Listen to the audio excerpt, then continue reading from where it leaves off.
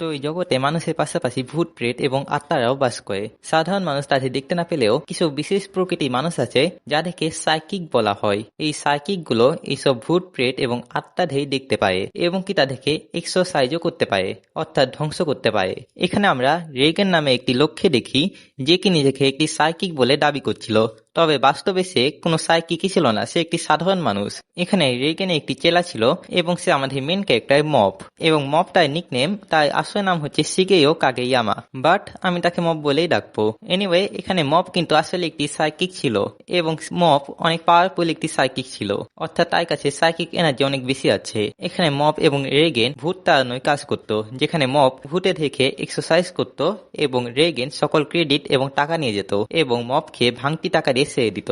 তবে আমাদের মপ তো এক নম্বরে বলদ, এই জন্য সেই বিষয়ে কিছু বলতো না। তবে এখানে মপ আসলেই মনে করতো যে রেগেন আসলে একটি শক্তিশালী সাইকিক, এই জন্য সে তাকে মাস্টার বলে ডাকতো। যেমনটা বললাম, এক নম্বরে বলদ। এখানে মপ হাই স্কুলে পড়ে এবং সে তাই স্কুলে একটি মেয়ে উপর ক্রাশ খেয়ে বসে আছে এবং সেই মেয়েটি তার চাইল্ডহুড ফ্রেন্ড ছিল।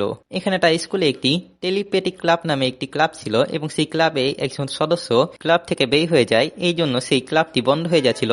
তবে সেই ক্লাবে অন্য যেসব মেম্বার ছিল তারা ক্লাবটিকে বাঁচিয়ে রাখার জন্য অন্য সদস্যকে খুঁজতে বের হয়ে যায়, তবে কেউই তাদের ক্লাবে জয়েন হতে চায় না। অবশেষে তারা মপকে বলে তাদের ক্লাবটিকে জয়েন করতে, তবে এখানে মপ তো পার্ট টাইম জব করতো, এই জন্য সেও মানা করে দেয়। এরপর রেগেন এবং মপ একটি গার্ল স্কুলে ভূত তাড়ানোর জন্য যায় এবং এখানে যেহেতু বয়েজ গার্ল স্কুলে অ্যালাউড না, এই জন্য তারা মেয়েদের গেট আপে ছিল। রেগেন তো দরজাতেই ধরা খেয়ে যায়, তবে মপ ভিতরে ঢুকতে পেরেছিল। এরপর মপ সেই ভূতটিকে এক্সারসাইজ করে দেয়, তবে পুরোপুরি ভাবে শেষ হওয়ার আগে সেই ভূতটি বলে যে সে যখন জীবিত ছিল তখন সে অনেক বেশি ইন্ট্রোভার্ট ছিল, তবে যখন সে মারা গেল তখন তাই মনে হলো যে সে একেবারে মুক্ত হয়ে গেছে। এই কথাটি শুনে মবের মনে হতে থাকে যে সে কি নিজের জীবনটি নিজের মতো এনজয় করছে নাকি সে অন্যেই পুতুল হয়ে আছে। এই কথাটি ভেবে সে টেলিপ্যাথি ক্লাব জয়েন করতে যায়, তবে তখন সেখানে স্টুডেন্ট কাউন্সিল প্রেসিডেন্ট চলে আসে এবং তার এখানে বলে যে টেলিপ্যাথি ক্লাব এখন বন্ধ করে দেওয়া হবে এবং এই রুমটি বডি ইমপ্রুভমেন্ট ক্লাব দিয়ে দেওয়া হবে। তবে এখানে টোবে বলে যে মপ তাদের ক্লাব জয়েন করতে এসেছে, তবে এখানে স্টুডেন্ট কাউন্সিলের প্রেসিডেন্ট বলে যে তুমি কি সত্যি এদের ক্লাব জয়েন হতে চাও। তো এখানে মবে মনে পড়ে যে সে তো তার ক্রাশকে ইমপ্রেস করতে চায়, এই জন্য সে টেলিপ্যাথি ক্লাবে জয়েন না হয়ে বডি ইমপ্রুভমেন্ট ক্লাবে জয়েন হয়ে যায়। তবে এখানে বডি ইমপ্রুভমেন্ট ক্লাবেই সকল অ্যাক্টিভিটি বাইরে হতো, এই জন্য তারা টেলিপ্যাথি ক্লাব থেকে সেই রুমটি ব্যবহার করতে দেয়। এরপর গল্পে ডিম্পল নামে একটি ভূতের এন্ট্রি হয়, যে কি নিজে একটি এম্পায়ার তৈরি করছিল। সে আসলে এই দুনিয়ায় শাসক হতে চাইছিল এবং সে তাই মাইন্ড কন্ট্রোলিং পাওয়ারের মাধ্যমে অনেকগুলো মানুষদেরই তাই দাস বানিয়ে রেখেছিল। মব তার সাথে ফাইট করে এবং ইভেন্চুয়ালি মব তাকে এক্সারসাইজ করে দেয়, তবে সে পুরোপুরিভাবে এক্সারসাইজ হয়েছিল না এবং সে একটি উইক ঘোস্ট হয়ে মবের সাথে থাকা শুরু করে। তবে এখানে ডিম্পলের ট্রু মোটিভ ছিল যে সে মবকে ব্যবহার করে এই দুনিয়ার উপরে রাজত্ব করবে, যেহেতু মবের কাছে অনেক পাওয়ারফুল সাইকিক এবিলিটি আছে। তো এরপর কাহিনী এগোয় এবং আমরা হানাজাওয়া নামে একটি ছেলেকে দেখি যে নিজেকে এই দুনিয়ায় মেন ক্যারেক্টার মনে করত। এখানে হানাজাওয়া একটি গ্যাং ছিল এবং তার গ্যাংয়ের সাথে অন্য একটি গ্যাংয়েই ঝামেলা চলছিল এবং সেই বিপক্ষ গ্যাংটি মবেই স্কুল থেকেই ছিল। এখানে হানাজাওয়া একটি সাইকিক ছিল, এই জন্য বিপক্ষ গ্যাং অর্থাৎ মবে স্কুলে গ্যাং তাদের বিরুদ্ধে কিছু করতে পারত না। এখানে তাদের গ্যাং লিডার বলে লোহাকে যেমন লোহা কাটতে পারে সেরকমই আমরা সাইকিক খেয়ে দিয়ে সাইকিক খেয়ে মারবো, এবং তারা এখানে একটি ফেক লাভ লেটারের মাধ্যমে মবকে মাঠে নামায়। এখানে মব এবং হানাজাওয়ায় ফাইট শুরু হয়, তবে এখানে মব মোটেও ফাইট করতে রাজি ছিল না। এখানে ডিম্পল মাঝে আছে, তবে হানাজাওয়া তাকে এক্সারসাইজ করে দেয়। এরপর সে মবকে অনেক বাজেভাবে মারে এবং এক পর্যায়ে মব আউট অফ কন্ট্রোল হয়ে যায়। সে হানাজাওয়ায় স্কুল থেকে একেবারে ধ্বংস করে দেয় এবং হানাজাওয়ায় চুল এবং জামা কাপড়ও ছিঁড়ে দেয়। তবে এই পরক্ষণে মব নিজেকে আবার সামলে নেয় এবং সবকিছু আবার আগের মতো করে দেয় এবং হানাজাওয়া সে নিজের চুল এবং ইজ্জত হারিয়ে মবের সাথে বন্ধুত্ব করে নেয়। মবের ছোট ভাই রিসু, যে কি স্টুডেন্ট কাউন্সিলের সাথে কাজ করত, সে এটা সিদ্ধান্ত নেয় যে যেসব ছেলেরা বদমাস আছে স্কুলে তাদেরকে পানিশমেন্ট দেওয়া উচিত। এখানে বাড়ি ফেরার পথে তাই ডিম্পলের সাথে দেখা হয়। ইয়েস, ডিম্পল আবারও পুরোপুরিভাবে এক্সারসাইজ হয়েছিল না, সে কোনো রকম নিজেকে আবারও রিজেনারেট করে নিয়েছিল। এখানে ডিম্পল রিসুকে বলে তুমি যেহেতু আমাকে দেখতে পাচ্ছ পারছো, এই মানে হয়তো তোমার মাঝেও এখন সাইকিক এবিলিটি আনলক হচ্ছে। এবং এই কথাটি শুনে রিসু অনেক খুশি হয়, কারণ সেও তাই ভাইয়ের মতনই সাইকিক এবিলিটি চাইছিল। এখানে ডিম্পল বলে যে সে রিসুকে ট্রেন করবে এবং সে তাকে মবের থেকেও একটি পাওয়ারফুল সাইকিক বানাবে। তবে এখানে ডিম্পলের ট্রু মোটিভ ছিল যে সে রিসুর মাধ্যমে এই গোটা দুনিয়ার উপরে রাজত্ব করবে। এবং বলদের ভাই বলদ ডিম্পল এই কথা শুনে অনেক এক্সাইটেড হয়ে যায়। এখানে ডিম্পল রিসুকে ট্রেন করতে থাকে এবং সে এখানে বলে যদি রিসু তার সাইকিক এবিলিটিকে আরো ভালোভাবে নিজে আয়ত্তে আনতে চায় তো ডিম্পলকে তাকে প্রজেস করতে হবে। এবং এখানে রিসু মেনে যায়। তো এখানে ডিম্পল রিসুর বডিটিকে প্রজেস করে নেয়। তবে এখানে সে তার বডিটিকে কন্ট্রোল করতে পারছিল না, কারণ সে রিজেনারেশনের ফলে অনেক বেশি দুর্বল হয়ে গেছিল। তবে এই ফলে রিসুই সাইকিক এনার্জি ট্রিগার হয়ে যায় এবং সে ভালোভাবে সাইকিক এনার্জি এখন কন্ট্রোল করতে পারছিল। তো এখানে রিসু তাই সাইকিক এবিলিটির মাধ্যমে সকল বদমাইশ ছেলেদেরই সাহেস্তা করে এবং এই খবরটি অন্যান্য স্কুলেও ছড়িয়ে যায় যে এক সাইকিক বান্দা সকল বদমাসদের মারছে। তো যত বদমাস এবং গ্যাং মেম্বার ছিল তারা সবাই রিসুকে খুঁজতে শুরু করে এবং সাইকিক এবিলিটি পাওয়ার পরে রিসু একেবারে চেঞ্জ হয়ে গেছিল। তো একদিন সকল স্কুলেই যেসব বদমাস এবং গ্যাং মেম্বার ছিল তারা রিসুকে খুঁজে পায় এবং তারা সবাই একসাথে রিসুর উপরে আক্রমণ করে দেয়। তবে এখানে রিসুর কাছে তো সাইকিক এবিলিটি ছিল, সে তাই সাইকিক এবিলিটির মাধ্যমে তাদের সবাইকে লেটাপেটা করে দেয়। সে যখন সবাইকে ডাউন করে দেয় তখন সেখানে মব চলে আসে। মবকে দেখে ডিম্পল পালিয়ে যায় এবং এখানে রিসু তার ভাইয়ের উপরে আক্রমণ করে বসে। তবে এখানে মব অনেক খুশি হয় যে তার ভাইয়ের কাছে এখন সাইকিক এবিলিটি আছে। এখানে মব তাই ছোট ভাইয়ের পক্ষ থেকে সকল বদমাইশদের কাছে ক্ষমা চায়। তবে তখন সেখানে একটি লোক যে কি ক্ল অর্গানাইজেশন থেকে ছিল সে সেখানে রিসুকে ধরতে এসেছিল।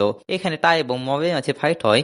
মব একটু বেশি শক্তিশালী ছিল, এই জন্য সেই লোকটি একটি স্প্রের মাধ্যমে মবকে আনকনসিয়াস করে রিসুকে ধরে নিয়ে যায়। এবং এখানে হানাজাও এবং মব একসাথে ইনভেস্টিগেশন শুরু করে এই ক্ল অর্গানাইজেশনের ব্যাপারে। অন্যদিকে ক্ল অর্গানাইজেশনে সেই লোকগুলি আরো অনেক সাইকিকদের ধরে এনেছিল। এখানে সেই লোকটি বলে যে যখন সে রিসুকে ধরতে গেছিল তখন তার একটি অনেক শক্তিশালী সাইকিক ছেলের সাথে ফাইট হয়েছিল। তো তাদের অর্গানাইজেশনেই একটি লোক যে নিজেকে সব থেকে শক্তিশালী সাইকিক মনে করত সে মবকে ধরতে চলে যায়। তবে এখানে সে মবকে ধরতে গেছিল, তবে সে নিজে গিয়ে কট খেয়ে যায় এবং মব এবং হানাজাওয়া সেই লোকটির মাধ্যমে ক্ল অর্গানাইজেশনের লোকেশন জেনে যায় এবং তারা দুইজনে সেখানে চলে যায়। মিনওয়াইল রিসু এবং বাকি সাইকিক গুলো কৌশলে তাদের চেম্বার থেকে বের হতে সক্ষম হয়। এখানে রিসু তার সাইকিক এবিলিটির মাধ্যমে গার্ড গুলো সরিয়ে দেয়। অন্যদিকে রেগেনও সেই স্থানে চলে এসেছিল মবের ফোন ট্র্যাক করে। এখানে মব ক্ল অর্গানাইজেশনের সাইকিকদের সাথে একটি ফাইট শুরু হয় এবং ইভেন্চুয়ালি ক্ল অর্গানাইজেশন তাদের সবাইকে আবার ক্যাপচার করে নেয় এবং সেখানে তারা তাদের সাইকিক এবিলিটিও ব্যবহার করতে পারছিল না। তবে মব তাদেরকে আশ্বাস দেয় যে তারা রিসুর মাধ্যমে সেখান থেকে বের হতে পারবে, কারণ রিসু স্মার্ট এবং সে নিশ্চয় কোনো না কোনো উপায় বের করে নিবে। এই কথাটি শুনে রিসু অনেক খুশি হয় এবং সে খুশিতে কেঁদে দেয়। তো এরপর তারা সবাই আবারও সেই চেম্বার থেকে বের হয় এবং আবারও তাদের ক্ল অর্গানাইজেশনের সাথে ফাইট শুরু হয়। ক্ল অর্গানাইজেশনের সবাই অনেক পাওয়ারফুল সাইকিক ছিল। মব একটি জায়গাতে ফ্রিজ হয়ে দাঁড়িয়ে গেছিল এবং অন্যদিকে হানাজাওয়া এবং মব তাদের সাথে ফাইট করছিল এবং অন্যদিকে রেগেন ফালতু বকবক করছিল। এখানে মব ভাবে এখন হয়তো তাকে তাই শক্তি ব্যবহার করতে হবে, তবে এখানে রেগেন তাকে তাই শক্তি ব্যবহার করতে মানা করে। তবে পিছন থেকে কেউ রেগেনের উপরে আক্রমণ করে বসে। তবে সেই অ্যাটাকের ফলে রেগেনে কিছুই হয় না, উল্টো সে বাকিদের উপরে অ্যাটাক করে বসে। এবং এখানে আমরা জানতে পাই যে যখন মবের শরীর থেকে এনার্জি বের হয়েছিল তখন কিছুটা সাইকিক এনার্জি রেগেনের শরীরেও চলে গেছিল। এই ফলে সে বাকিদের অ্যাটাক গুলোকে ডিফ্লেক্ট করতে পারছিল। এখানে মারামারি শেষে রেগেন একটু মোটিভেশনাল কথা বলে যে তোমরা এসব খারাপ কাজ করো না, ভালো মতো চলো, মানুষ ভালোবাসবে। এবং বাকিরা এই কথাটি শুনে I don't know Y but motivated হয়। তবে তাদের লিডার কোনো মতেই রেগেনের কথা শুনতে চাইছিল না। তখন তাদের গ্রুপে একটি ছেলে সো তাদের লিডারকেই মেরে দেয়। এখানে আমরা জানতে পাই যে অরিজিনাল লিডার তো সোয়ের পিতা এবং সোয়ের পিতা এখানে হয়তো মবের থেকেও পাওয়ারফুল সাইকিক, অথবা সে মবকে টক্কর দিয়ে সমর্থ রাখে। বাট এই ফাইটের পর সবাই আবার যে যায় রাস্তাতে চলে যায়। তো এখন মব এবং রেগেন একটি ফার্মে ভুট্টা আনার জন্য এসেছিল। অ্যাজ অলওয়েজ মব সেই ভুট্টিকে এক্সারসাইজ করে দেয় এবং রেগেন সকল টাকা নিয়ে যায়। এখানে রেগেন মবকে কিছু বিষ দেয় যেটা সেই ফার্মাই তাদেরকে দিয়েছিল এবং এখানে আমাদের মব ভাবে বা এখন তো সে আমাকে টাকাও দিছে না, অর্থাৎ আমাদের সেলাই বুদ্ধি হচ্ছে। তো এখন মবের স্কুলে স্টুডেন্ট প্রেসিডেন্ট পদত্যাগ করে, কারণ সে অতীতে একটি ছেলেকে ফাঁসিয়েছিল এবং ওনার পদত্যাগের পর সকল স্টুডেন্ট যেন প্রেসিডেন্ট হওয়ার জন্য উঠে পড়ে লাগে এখানে একটি মেয়ে মবকে বলে যদি সে প্রেসিডেন্ট হয়ে যায় তো তার ক্রাশ তার উপরে ফিদা হয়ে যাবে। তো নিজের ক্রাশকে নিজের উপরে ফিদা করার জন্য মব সেও প্রেসিডেন্ট হওয়ার জন্য উঠে পড়ে লাগে। তো দুর্ভাগ্যের বিষয় হচ্ছে মব প্রেসিডেন্ট হতে পারে না, শুধু মবই না কেউই প্রেসিডেন্ট হতে পারে না, এবং অবশেষে সকল স্টুডেন্ট তাদের ওল্ড প্রেসিডেন্টকেই আবার নিয়ে আসে। তো এখানে মব তাই লকারে একটি লাভ লেটার পায় এবং সেটা তাকে এই মেয়েটি দিয়েছিল। এখানে এমন মনে হচ্ছিল যে সেই মেয়েটি মবকে অনেক লাইক করে এবং তারা দুইজন একসাথে এখন বাড়িতে যাওয়া শুরু করে। তবে এই পর জানা যায় সেই মেয়ে বান্ধবীরা সেই মেয়েকে মবের সাথে ডেট করার জন্য বলেছিল। বাস্তবে তো সেই মেয়ে মবের প্রতি কোনো ইন্টারেস্টই নেই। তো এটা সে মবকে বলে এবং এই কথাটি শুনে আমাদের মব একটু কষ্টই পেয়েছিল। তবে এই পর তার বান্ধবীরা যখন সেই মেয়েটি লেখা নোবেল ছিঁড়ে ফেলে তখন সেখানে মব আছে এবং সে তার সাইকিক এবিলিটির মাধ্যমে তার নোবেলটিকে আবারও ঠিক করে দেয়। এরপর রেগেনের অফিসে তাদেরকে আর কেউ কাজ দিতে আসছিল না। তো এখানে রেগেন ডিসাইড করে যে যেহেতু কাজ তাদের কাছে আসছে না তো তারা নিজেই কাজের কাছে যাবে। তো এখানে তারা দুইজন আরফান লেজেন্ডের সন্ধানে চলে যায় এবং সেখানে এসে তাদের একটি নতুন সাইকিকের সাথে দেখা হয়। এন্ড বাই দ্য ওয়ে এই মোটাটা কিন্তু আসলে একটি সাইকিক, রেগানের মতো কোনো ফ্রড না। তো এখানে তারা সবাই একটি মস্তাকে ডিফিট করে এবং এখানে ডিম্পল এক্সপ্লেন করে যে মানুষ যত বেশি এই আরফান লেজেন্ড গুলোকে দেখে ভয় পাবে তত বেশি এই আরফান লেজেন্ড অর্থাৎ ইয়োকায়ের শক্তি বৃদ্ধি পাবে। কনসেপ্টটা কিছুটা জুজুৎসু কাইসেনের মতো। তো বাট এনিওয়ে এরপর তারা টার্বোগ্যানিকে শুভেচ্ছা দেওয়ার জন্য একটি অভিশপ্ত টানেলের ভিতরে যায় এবং সেখানে তারা টার্বোগ্যানিকে দেখতে পায় এবং এখানে মবের সাইকিক এনার্জি কোনো প্রভাবই তার উপরে পড়ছিল না।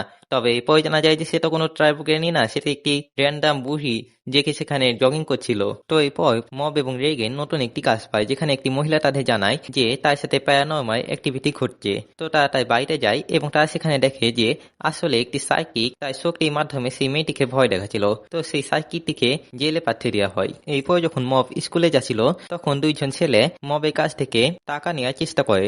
তখন ডিম্পল তাদের মধ্যে একজনেই ভিতরে ঢুকে যায় এবং তাকে পুরো নগ্ন করে দেয়। তবে এই পর মব তাকে বের হয়ে যেতে বলে, অর্থাৎ ডিম্পলকে বের হয়ে যেতে বলে ছেলেটির শরীর থেকে। তারা আবারও মবের কাছ থেকে টাকা চাইছিল। তবে তখন সেখানে রিসু চলে আসে এবং মব রিসুকে কিছু করতে মানা করে। তবে তখন সেখানে বডি ইমপ্রুভমেন্ট ক্লাবের মেম্বাররা চলে আসে। তো এরপর মব এবং রেগেন একটি বড় একটি কাজ পায় যেখানে এক ধনী লোক এই মেয়েকে কোনো একটি ভূত প্রজেক্ট করে রেখেছিল এবং তাদেরকে ওই ভূত দিকে এক্সারসাইজ করতে হবে। সেখানে অনেকগুলো সাইকিক এসেছিল এবং সেখানে ওই মোটা সাইকিকটাও ছিল এবং তার সাথে সেই সাইকিকটিও ছিল। এই সাইকিকটি কিন্তু ক্ল অর্গানাইজেশনে কাজ করত। তো এখানে সেই ঘোষটেই অরিজিন ছিল যে সে আগে নিজেও একটি সাইকিক ছিল এবং সে অনেক বিখ্যাত হয়েছিল। তবে একটি ট্র্যাজিক ঘটনার পর সে একটি ইভেল স্পিরিটে ট্রান্সফর্ম হয়ে যায়। এখানে মব তার সাথে ফাইট করার চেষ্টা করে, তবে সে মবকে একটি গেঞ্জুসু টাইপে আটকে দেয়। তবে ডিম্পলের সাহায্যে সে ওই স্পিরিটটিকে হারিয়ে দেয়। তবে সে তাকে এক্সারসাইজ তো করতে পারে না। তবে সেই সাইকিকটি যে কি ক্ল অর্গানাইজেশনে কাজ করতো সে তাকে একটি বোতলে ট্র্যাপ করে দেয়। তো এরপর মবে একটি বন্ধুর বার্থডে ছিল, এই জন্য মব এবং তার বাকি বন্ধুরা মিলে রেস্টুরেন্টে খাওয়ার জন্য গেছিল। তবে তখন সেখানে রেগেন মবকে কল দেয় যে একটি ভূতকে এক্সারসাইজ করতে হবে।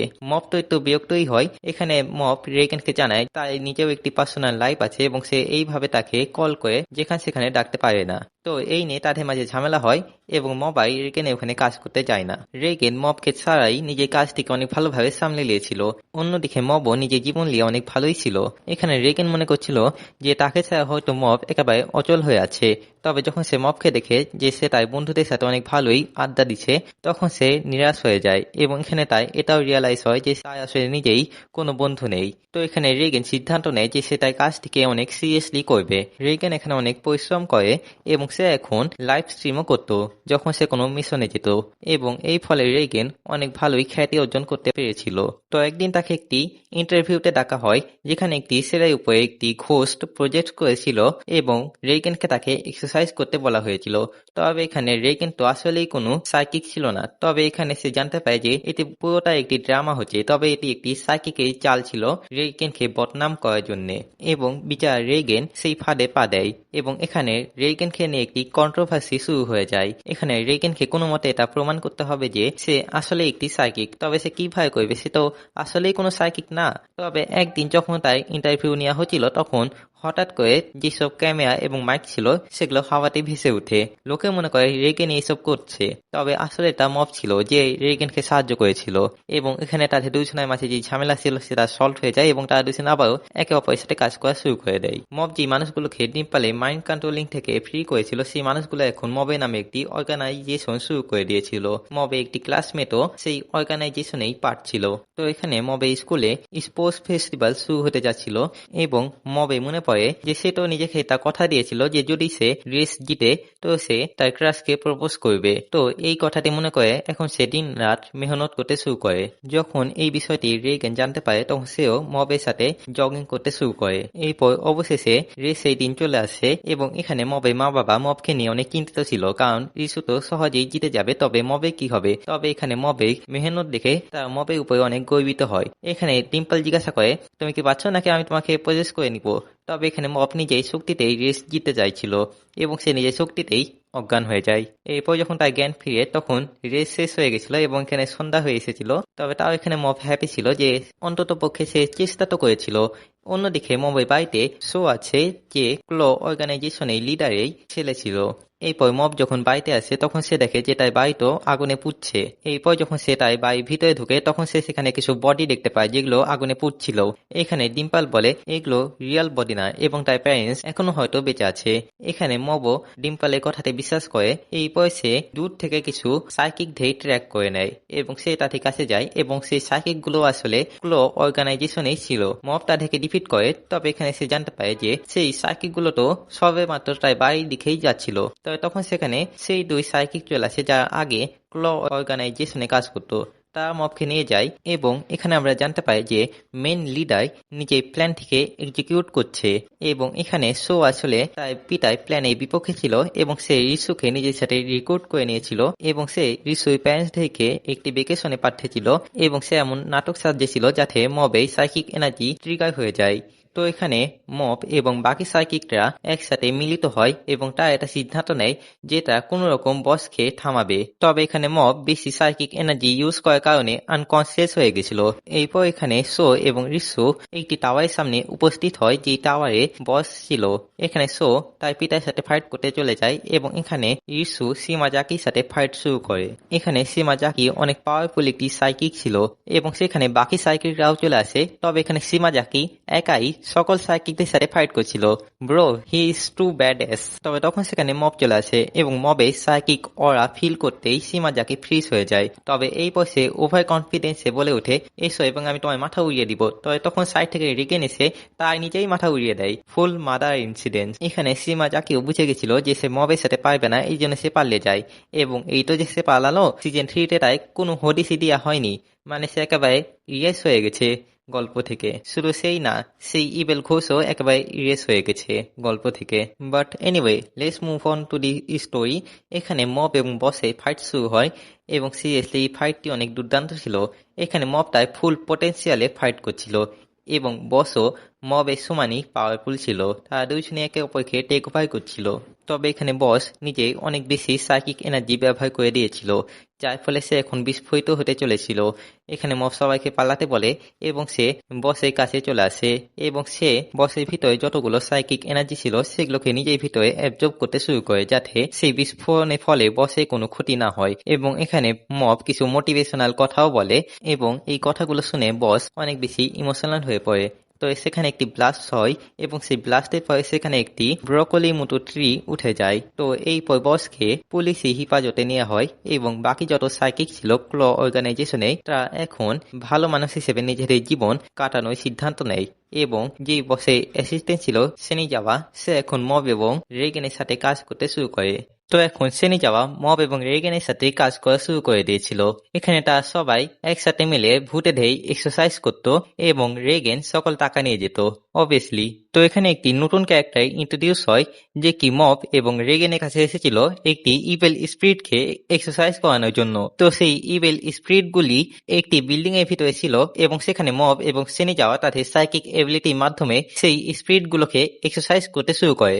তখন সেখানে সেই স্পিরিট গুলোর লিডার চলে আসে এবং সে এখানে দাবি করছিল যে সে সব থেকে শক্তিশালী, তবে এখানে মবের সামনে সেও টিকতে পারে না। এখানে মব জানতে পারে যে তার ক্রাশ খুব দ্রুত অন্য একটি স্কুলে ট্রান্সফার হবে। অন্যদিকে আমরা সিজন 2-তে যেই ব্রকলি মতো ট্রিটিকে দেখেছিলাম যেটা বিস্ফোরণের ফলে গর্জেছিল, লোকে এখন সেই ট্রিতেই পুজো করত।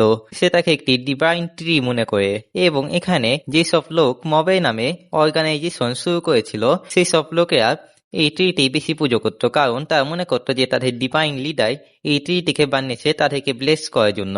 এবং তারা সেই ট্রি অ্যারাউন্ডে অনেকগুলো দোকানও খুলেছিল এবং সেখানে তারা তাদের মার্চেন্ডাইজ বিক্রি করত। এবং তাদের এইসব অ্যাক্টিভিটির কারণে সেই ট্রিটিতে অনেক স্পিরিচুয়াল এনার্জি জমা হয়েছিল।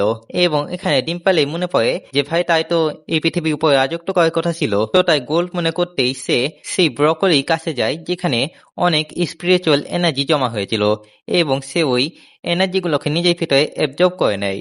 এবং যেসব মানুষগুলো মব খেয়ে তাদের লিডার মনে করতো তাদের জন্য ডিম্পল সেই ট্রিটি ব্রাঞ্চ গুলোকে একসাথে জমা করে মবের আকৃতির একটি বডি তৈরি করে এবং সে সেই সব লোকেদের সামনে গিয়ে বলে যে সে আসলে তাদের লিডার এবং সে এখানে নিজেকে গড বলেই দাবি করে দেয়। এবং সে এখানে তাই মাইন্ড কন্ট্রোলিং পাওয়ারের মাধ্যমে সকল মানুষকে তাই নিয়ন্ত্রণে নিয়ে আসে। এবং সে এখানে একটি বিশেষ রকমের খাবারও তৈরি করে সেই ট্রি থেকে, যেটা খেয়ে মানুষ তার নিয়ন্ত্রণে চলে আসতো। এখানে রেগেন লক্ষ্য করে যে সেই ট্রিতেই ব্রাঞ্চগুলো তার অফিসে চলে এসেছে এবং সে এখানে এটাও নোটিস করে যে সেই ট্রিটি ব্রাঞ্চ গুলো শহরে অনেক জায়গাতেই ছড়িয়ে যাচ্ছে। এই জন্য সে মবের সাথে মিলে এটি প্ল্যান করে যে তারা সেই ট্রিটিকে এখান থেকে উঠিয়ে সমুদ্রতে ফেলে দিবে। এই বিষয়টি তারা ঋষুকেও জানায় এবং ঋষু তাদের সাহায্য করার জন্য রাজি হয়ে যায়। এখানে ঋষু তাদেরকে কিছু চকলেট খেতে দেয়, যেই চকলেটটি তাকে স্টুডেন্ট কাউন্সিলের প্রেসিডেন্ট দিয়েছিল এবং এটা ডিম্পলের সেই মাইন্ড কন্ট্রোলিং চকলেট ছিল। এখানে মব এবং রেগেন সেই চকলেটটি খায় না, তারা পরে খাবে বলে, তবে ঋষু সেই চকলেটটি খেয়ে ফেলে। এরপর সে মব এবং রেগেন খেয়ে একটি স্থানে নিয়ে আসে। এখানে কিছু মানুষ ছিল এবং তাদের জিজ্ঞাসা করতে ঋষু বলে এগুলো সেই মানুষ যারা সেই ডিভাইন ট্রিকে ওয়ার্শিপ করে। তো এই কথাটি শুনে তারা দুইজন তো ঘাবড়ে যায় এবং তারা বুঝে যায় যে ঋষু মাইন্ড কন্ট্রোলিং আছে। তো তারা সেখান থেকে পালিয়ে যায় এবং পথে রেগেনও বলে যে তাদের সেই ট্রিটি ধ্বংস করার কোনো কারণ নেই, কারণ সেই ট্রি তো আর কাউই ক্ষতি করছে না, তাই না? তো এখানে মবও বুঝে যায় যে রেগেনও সামহাউ মাইন্ড কন্ট্রোলিং এ চলে গেছে। তো এখানে সে এটা সিদ্ধান্ত নেয় যে সে একাই সেই ট্রিটিকে ধ্বংস করবে। তো এখানে মব সেই ট্রিটির কাছে আছে এবং সেখানে আগে থেকেই অনেকগুলো মানুষ জড়ো হয়েছিল যারা কি সেই ট্রিটি পুজো করছিল এবং তারা মবকে দেখে তাকে চিয়ার করতে শুরু করে। এবং এখানে সেই ট্রিটিকে যে কন্ট্রোল করছিল মানে ডিম্পল, সে মবের মাইন্ডে বলে যে এই সকল মানুষ তোমাকে চিয়ার করছে, তো এখন কি তোমার ভালো লাগছে না? তবে এখানে মব বলে যে না, কারণ সেই লোকগুলো তাদের নিজ ইচ্ছাতে তাকে চিয়ার করছে না। তো এখানে সে ওই ট্রিটি ভিতরে আসে এবং সে দেখে যে হানা যাওয়া সেখানে বন্দী হয়ে আছে। আসলে হানা যাওয়া সেই ট্রিটিকে ধ্বংস করার জন্য সেখানে এসেছিল, তবে সেই ট্রিটি অর্থাৎ ডিম্পল তাকে বন্দি করে নিয়েছিল এবং হানা যাওয়া এখন সে ডিম্পলেই মাইন্ড কন্ট্রোলিং এ ছিল এবং সে মবের সাথে ফাইট শুরু করে। তবে এখানে মব খুব ইজিলি হানা যাওয়াকে ডিফিট করে দেয়। এরপর তার সামনে স্বয়ং ডিম্পল চলে আসে এবং এখানে ডিম্পল গোল্ডেন ফর্মে চলে যায়, যেটা কি অনেক পাওয়ারফুল ফর্ম ছিল। অবশ্য মব তাকে খুব ইজিলি ডিফিট করে দিতে পারতো, তবে মব এখানে হোল্ড ব্যাক করছিল। তো এখানে মব নারুটোর টক নো জুৎসু ব্যবহার করে ডিম্পলকে কোনো রকম কনভিন্স করিয়ে নেয় যে সে যেন এইসব মানুষদেরকে তার মাইন্ড কন্ট্রোলিং এ না রাখে এবং সে যেন আবারও তার সাথেই থাকে।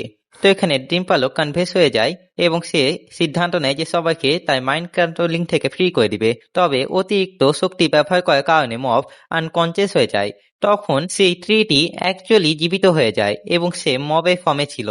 এবং এখানে ডিম্পল এবং সেই ট্রিগুলোর অনেকগুলো ক্লোনের সাথে ফাইট শুরু হয়। এখানে সেই ক্লোনগুলো সত্যি অনেক পাওয়ারফুল ছিল এবং ডিম্পলে অনেক কষ্ট হয়েছিল তাদের সাথে ফাইট করতে। এরপর ডিম্পল তার মাইন্ড কন্ট্রোলিং পাওয়ারের মাধ্যমে যতগুলো মানুষ সেই ট্রিটিস অ্যারাউন্ডে ছিল তাদের সবাইকে যে যার বাড়িতে পাঠিয়ে দেয়। এরপর সে ওই ট্রিটিকে আউটার স্পেসে নিয়ে চলে যায় এবং এখানে ডিম্পল সবাই মাইন্ড থেকে সেই ট্রিটি মেমোরিও ইরেজ করে দিয়েছিল। মবে স্কুলে যেই টেলিপ্যাথি ক্লাব ছিল সেই ক্লাবটি ডিসঅ্যাসেম্বল হয়ে যায়, কারণ টোবের মতে তাদের মূল উদ্দেশ্য ছিল এলিয়েনদের সাথে দেখা করা, তবে তারা তো তাদের উদ্দেশ্য থেকে একেবারে ভটকে গেছে। তো এখানে তাই বেশ মন খারাপই ছিল। এই জন্য তার বন্ধুরা তার মন ভালো করার জন্য মবকে বলে যে সে যেন তার সাইকিক এবিলিটির মাধ্যমে কোনো একটি এলিয়েনের সাথে যোগাযোগ করার ব্যবস্থা করে দেয়। তবে মব বলে যে তার সাইকিক এবিলিটি সেইভাবে কাজ করে না। তবে এখানে রিসু তাদেরকে তাই দুইজন বন্ধুর কাছে নিয়ে যায়, যাদের কাছে কি অন্যের মন পড়ায় শক্তি ছিল। তো এখন এখানে তারা মবের সাহায্যে এলিয়েনদের সাথে যোগাযোগ করার চেষ্টা করে। তবে তখন সেখানে একটি ছেলে আছে যে আগে টেলিপ্যাথি ক্লাবেই ছিল এবং তার কাছেও অন্যের মন পড়ার শক্তি ছিল, এবং সে এখানে বলে যে সে তাদেরকে সাহায্য করবে এলিয়েনদের সাথে কমিউনিকেট করার জন্য। তো পরদিন তারা সবাই মিলে রেগেনের সাথে একটি নির্জন এলাকাতে যায় এবং তারা সেখানে এলিয়েন থেকে ডাকা একটি রিচুয়াল করতে থাকে। অনেক নাকাম চেষ্টার পর অবশেষে তারা এলিয়েন থেকে ডাকতে সক্ষম হয় এবং তারা সেখানে এলিয়েনের স্পেসিপে উঠে যায় এবং এখানে সেই এলিয়েনগুলো অনেক ফ্রেন্ডলি ছিল। তো পৃথিবীতে ফেরার আগে তারা সবাই নিজেদেরই কিছু জিনিস সেই এলিয়েনদের কাছে রেখে দেয় স্মৃতি হিসাবে। তবে এখানে কিপটা মব সে তার কোনো জিনিস দেয় না, উল্টো সে তার সাইকিক এবিলিটি প্রদর্শন করে। তো কিছুদিনের মধ্যে সুজুমে যে কি মবে ক্রাশ ছিল প্লাস তার চাইল্ডহুড ফ্রেন্ডও ছিল, সে অন্য একটি স্কুলে ট্রান্সফার হতে যাচ্ছিল। এই জন্য যতগুলো ছেলে তাকে পছন্দ করত তারা সবাই তাকে প্রপোজ করছিল, তবে সে সবাইকেই রিজেক্ট করছিল। এখানে অনেক কষ্টে মব নিজের মাঝে সাহস যোগায় এবং সেও তাকে প্রপোজ করার জন্যই যেতে থাকে। তবে পথে তাই অ্যাক্সিডেন্ট হয়ে যায়। এই ফলে মব আনকনসিয়াস হয়ে গেছিল এবং এখানে তাই ইবেল একটি ফর্ম আনলক হয়ে যায় এবং এটাকে আমরা ট্রিপল কিউব ফর্ম বলবো।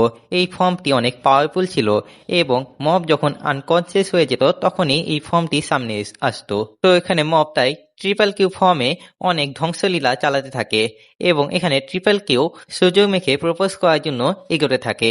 এখানে হানাজাওয়া শো এবং তার পিতা তাকে থামানোর চেষ্টা করে, মানে মবকে তাই ট্রিপল কিউ ফর্ম থেকে বের করার চেষ্টা করে, তবে তারা সবাই নাকাম হয়। অবশেষে সেখানে রিসু চলে আসে এবং এখানে আমরা ফাইনালি রিসুর ফুল পোটেনশিয়াল দেখি। তবে এখানে ট্রিপল কিউ অ্যাজ অলওয়েজ অনেক পাওয়ারফুল ছিল, এই জন্য রিসুও কিছু করতে পারে না। তখন সেখানে রেগেন চলে আসে এবং এখানে রেগেন ডিম্পলের সাহায্যে, ইয়েস ডিম্পল এখনো বেঁচে আছে, তো এখানে সে ডিম্পলের সাহায্যে মবেই ট্রিপল কিউ ফর্মে মুখোমুখি হয় এবং এখানে ফাইনালি রেগেন এটা স্বীকার করে যে তার কাছে অ্যাকচুয়ালি কোনো সাইকিক এবিলিটি নাই, সে একটি সাধারণ মানুষ এবং সে মবকে ব্যবহার করেছে নিজের সুবিধার জন্য। এই কথাটি শুনে ট্রিপল কিউ অবাক হয়ে যায় যে রেগেন তার সামনে সত্যতা স্বীকার করছে এবং এই ফলে ট্রিপল কিউ আবারও মবের ভিতরে চলে যায় এবং এখানে মব আবারও তাই নর্মাল সেলফে ফিরে আসে। এরপর সে সুজুমেকে প্রপোজ করে, তবে সে তাকে রিজেক্ট করে দেয়। এখানে মব বেশ ইমোশনাল হয় এবং সে কান্না করতে শুরু করে। এরপর আমাদের বেশ কিছুদিন পরে দৃশ্য দেখানো হয় যেখানে সুজুমে নতুন স্কুলে চলে গেছে এবং সবাই নিজেদের জীবনে খুশি আছে এবং মব যে আগে তাই ইমোশন শো করতো না, সে এখন তাই ইমোশন শো করছে এবং এখানেই এই সিরিজটি শেষ হয়ে যায়। আমি জানি না আমি কত ভালোভাবে এক্সপ্লেন করতে পেরেছি, তবে আশা করি আপনাদের ভালো লেগেছে। যদি ভালো লেগে থাকে তো আপনারা জানেন কি করতে হবে, লাইক কমেন্ট শেয়ার যা ইচ্ছা করে দিন। এবং আমি বলবো এক্সপ্লেনেশন না শুনে মব সাইকো 100 এই অ্যাকচুয়াল অ্যানিমেটা দেখেন, বিকজ সিরিয়াসলি এই অ্যানিমেটি আমার তখনও ভালো লাগতো এবং এখনো ভালো লাগে। সো এনিওয়ে আজকের মতো এখানেই বিদায় নিচ্ছি। আল্লাহ হাফিজ।